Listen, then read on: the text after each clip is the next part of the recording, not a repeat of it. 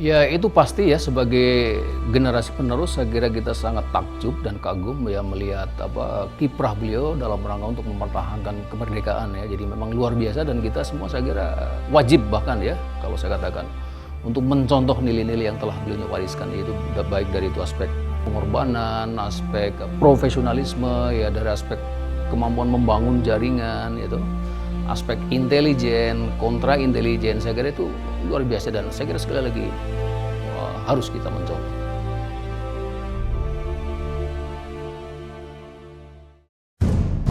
Senjata-senjata sudah taruh di bawah itu tangki-tangki minyak. Sen mereka bawa semua. Adanya 1000 peluru stand gun dan kira-kira 20 lebih stand gun ada di atas kapal. Saya yang perlu ditangkap. Saya punya nama asli John Lee. Ya. Bagaimana saya bertukar nama berulang kali tapi tetap John Lee. Kita kan dari mana senjata kita tentara zaman itu kan nggak ada. Walaupun satu kapal, satu tongkang itu bawa 5 kan sudah lumayan. Ada 5 tongkang, 25 ya kan. Ya, dari mana mau beli?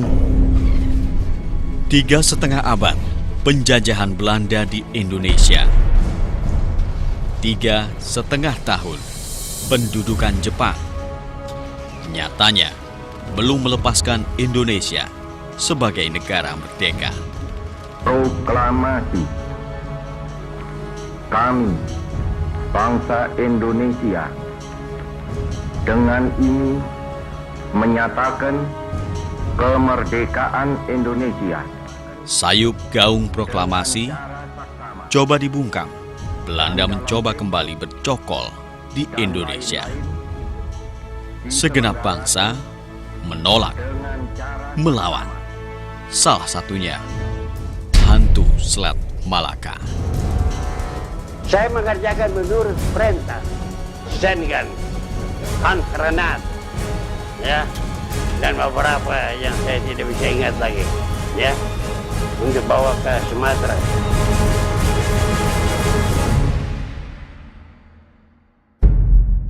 Kisruh politik negara baru menutup kisah perjuangannya.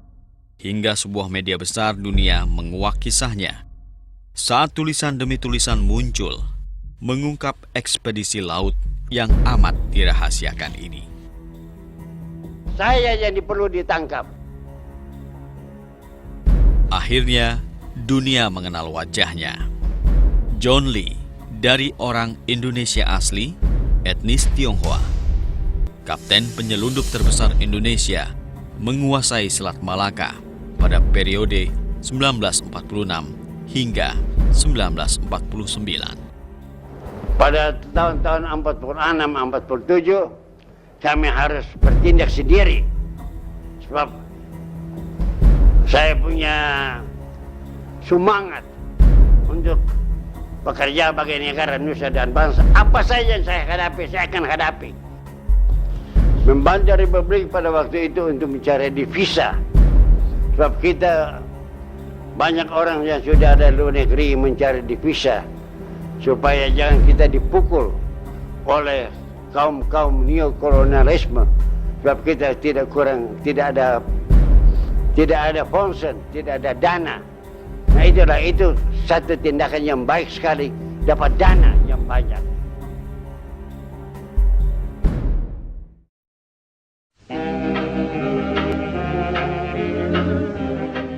John Lee muda bermimpi menjadi awak kapal agar bisa mewujudkan cita-citanya mengelilingi dunia. Di usia 17 tahun, ia berlayar tanpa sepengetahuan orang tua. John Lee sepulang sekolah selalu seperti di saat kita di daerah kita di Sulawesi Utara Manado itu ada sungai. Di situ dia selalu melihat seorang warga negara Jepang membuat satu kapal. Dan dia katakan dia ingin berlayar.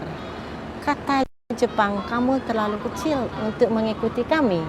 Kamu harus belajar dulu, sesudah pintar kamu harus kuat. Baru kamu boleh ikut kami sebagai pelaut. Di situ cita-cita John Lee untuk jadi pelaut terwujud. hingga nama dia dibesarkan ini. Dengan menumpang kapal KPM, ia tiba di Tanjung Priok. Setahun bertahan hidup sebagai buruh pelabuhan, akhirnya ia bekerja di Koninklijke Vagevaart Maasschap, perusahaan angkutan barang kerajaan Belanda. John Lee bertugas sebagai clerk atau mualim 3. Jadi waktu muda ini jauh sebelum masuk ke ALRI atau TNI AL sekarang, itu adalah pernah bekerja di kapal niaga Belanda ya sebagai jurumudi.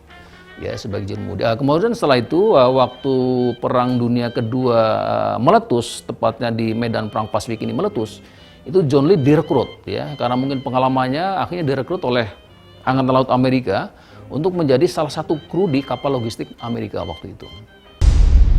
Usai Perang Dunia Kedua, Indonesia kembali melawan Belanda. Disinilah John Lee muda mengemban peran yang besar, menyelundupkan senjata dan perlengkapan militer ke Pulau Sumatera. Ketika itu getah rotan itu di Indonesia ini tidak ada harganya, jadi itu dibawa dari sana, dibawa pulang, misalnya gula, rokok, keperluan obat-obatan. Abang saya ikut tentara pelajar. Tentara pelajar ini dia melakukan kegiatan, ditugaskan untuk mencari senjata dan mencari bahan-bahan untuk kepentingan rakyat kita lah, untuk kebutuhan rakyat kita. Saat gelap mendekap, kapal kecil melesat cepat membelah laut lepas. September 1947, operasi lintas laut militer pertama dimulai. Kapal John Lee, The Outlaw, memuat 16 pucuk senjata stand gun, peluru 1000 round seberat 500 kg, dan perbekalan. Mayor John Lee menjadi nahkodanya. Saya dapat perintah untuk pergi ambil itu senjata di Pulau Pisang yang aneh sekali. Begitu saya keluar tengah malam ditangkap oleh mereka ditangkap. Tetapi sesudahnya kami katakan kita orang perjuangan. Ada sejumlah titik perbekalan bagi John Lee dan The Outlaw. Di Singapura, sejumlah masyarakat keturunan Cina membagi senjata peninggalan tentara Inggris. Di Thailand, sejumlah senjata sisa Perang Dunia Kedua juga masih tertinggal. Sebagian adalah hasil penerjunan payung udara. Ada pula 40.000 pucuk senapan milik Jepang diangkat dari dasar Teluk Siam. Di Malaya, persenjataan militer Jepang banyak tertinggal. Antara lain 2.000 ton bahan peledak yang harusnya dibuang ke lautan. Perlengkapan sisa inilah yang ikut menentukan nasib bangsa Indonesia pasca kemerdekaan. Senjata-senjata aja kita membeli dan cara barter. Beli dengan karet. Dalam kondisi serba darurat, John Lee sudah memikirkan efisiensi. Sampai kita kerja siang dan malam supaya dapat menyelamatkannya di visa negara Republik Indonesia. Pergi membawa karet Sumatera, pulang membawa senjata. Ia menjualnya di Port Swettenham di Semenanjung Malaya. Senjata itu pada umumnya dari Johor itu. Itu kan di bawah tongkang itu dia bungkus dengan goni. Dengan goni dibungkus 2, 3, 4 lapis. Nah, jadi orang nggak menduga itu senjata. Kan perkara 4 senjata kan sedikit kecil. Jadi di dalamnya itu dicampur-campur.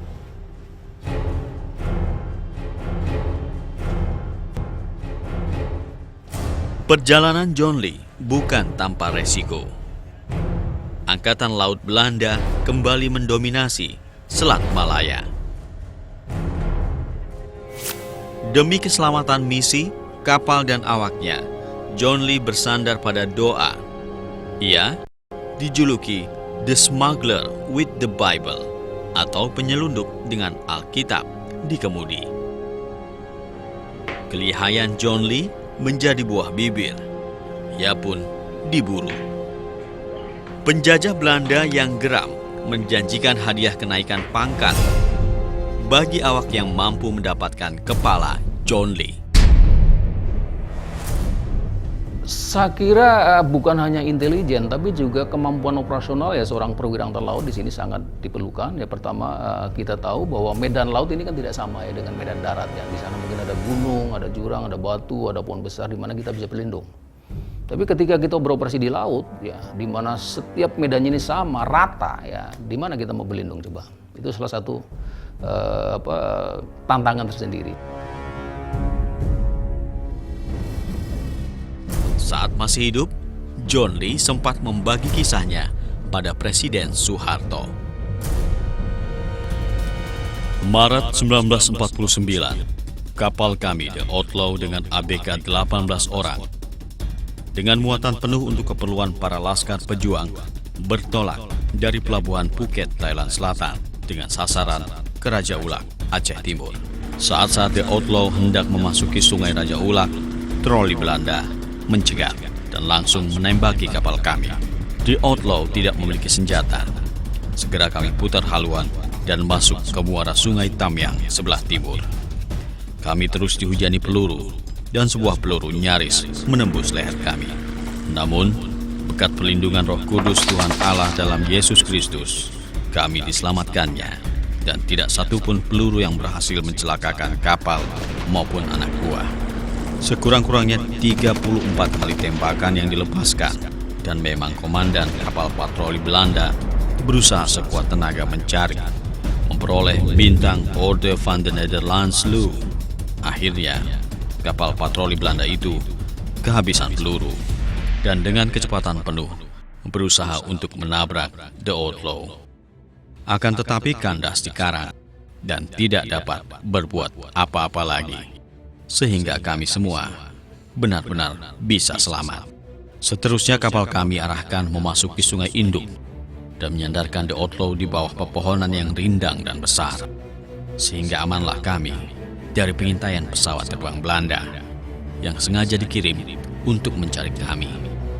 Sedang kami sendiri sebaliknya dapat dengan jelas melihat mereka.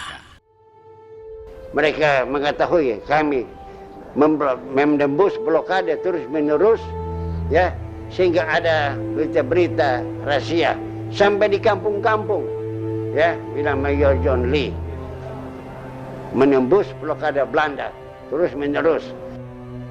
Perjuangan John Lee menjadi senjata diplomatik di forum PBB. Duta Besar Indonesia Palar menampik klaim Belanda bahwa Indonesia tidak berdaya di laut. Saat John Lee tiba di Thailand, radio BBC London menyiarkannya bahwa The Outlaw, the Black Speedboat, arrived safely in Phuket. Itu yang bikin marah mereka. Dan Om Babe Palar katakan, lihat, bukan saya yang katakan, British Broadcasting Company. The Black Speedboat, the Outlaw, arrived safely in Phuket. Itu saya sendiri. Saya sendiri memberi itu nama The Outlaw. The Outlaw itu bebas. The Outlaw ini panjangnya hanya kira-kira 34 meteran ya. Kemudian kecepatannya juga saya kira apalagi dibanding kapal zaman sekarang ya, saya kira walaupun disebut kapal cepat tapi sebenarnya kecepatannya hanya 17 knots ya, atau 17 nautical mile per jam. Karena diawaki oleh personel yang hebat ya, maka walaupun dengan berbagai keterbatasan itu bisa melaksanakan tugas dengan sukses atau mission accomplished gitu. di masa jayanya, John Lee, ke-18 awak kapal dan The Outlaw amat tersohor. Mereka mampu menerobos blokade Belanda. Aksi di tengah gelap malam ini melahirkan julukan The Black Speedboat. Begini karena malam. Kalau siang itu rakyat yang lain banyak melihatnya. Mungkin nanti kalau ada senjata di situ, mana tahu ini rakyat ini kan banyak ada pro ada kontra juga ya kan. Ya nanti dikejar tentara Belanda ya. 1946, ia tiba di Tanjung Priok. Awal perjuangannya dimulai dengan bergabung dalam Kesatuan Rakyat Indonesia Sulawesi. Ia bertekad mengabdikan diri serta pengetahuannya tentang kelautan. John Lee mau pangkat apa? Karena pengalaman saudara cukup banyak. Saya ingin menggabungkan diri dalam hal kelautan, mempertahankan Indonesia dari serangan musuh. Saya ingin menyumbangkan tenaga dan pikiran saya dalam bidang kelautan di Republik Indonesia. Ia mendapat pangkat Kelasi 3. Misi pertamanya adalah menjadikan Cilacap sebagai pelabuhan niaga guna mengisi kas negara. Ternyata bukan tugas yang mudah. Pertama-tama, ranjau laut di sekitar pelabuhan harus dibersihkan. Kreativitas John Lee diuji. Ia pun membuat kapal penyapu ranjau. Rangkaian 15 drum kosong masing-masing berjarak 15 meter. Dan 2 kapal menarik rangkaian sepanjang 250 meter itu. Upayanya sukses. Bahkan Jenderal Sudirman dan Laksamana Pardi datang melakukan inspeksi. Pada Februari 1947, Jawatan Pelabuhan Republik Indonesia mengumumkan Cilacap sebagai Bandar Pelabuhan Niaga Indonesia.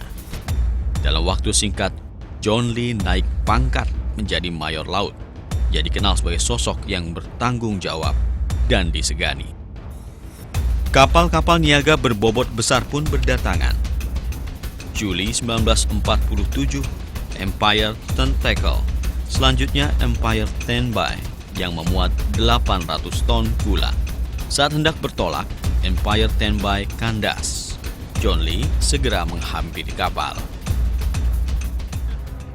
Sekilas, ia melihat sebuah pesawat tempur melintas mengarah ke Cilacap. Ia pun terbawa kapal Empire Tenbai hingga tujuan selanjutnya, Singapura.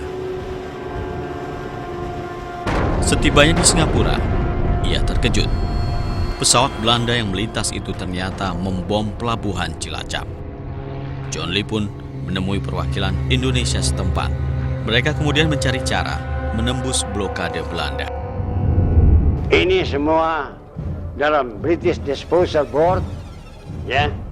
Mereka jual sekian banyak kapal, ya. Dan saya dapat 1 kapal. Membantu saya berangkat, saya mesti pikir ini kapal ini menamakan apa.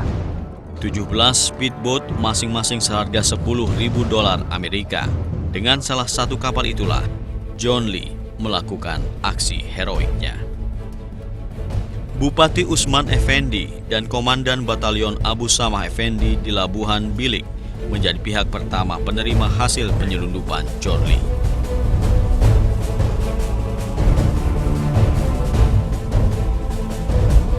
John Lee sekaligus mendaftarkan speedboat miliknya dengan nomor registrasi PPB 58LB. PPB pendaftaran pelabuhan, nomor urut 58, LB Labuhan Bilik. Sejak tahun 1938 dia mempunyai 1 paru-paru, sehingga orang tidak tahu bahwa dia mempunyai 1 paru-paru.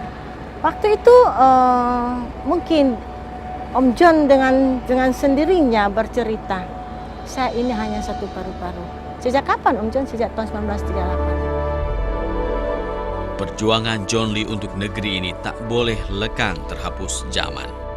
Ialah sang pejuang kemerdekaan yang bertaruh nyawa demi negara. John Lee berpulang dengan pangkat Laksamana Muda.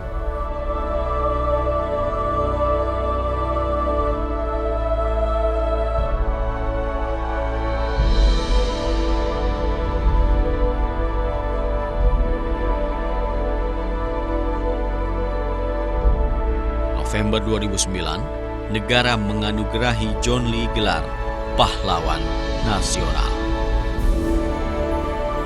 John Lee adalah pahlawan nasional kelima dari Angkatan Laut Republik Indonesia. Saya terus terang sangat setuju, dia memang betul-betul pahlawan nasional yang sejati. Ia adalah pahlawan nasional pertama dari etnis Tionghoa. Karena saya cinta negara Nusa dan bangsa Indonesia melebihi dari apa saja.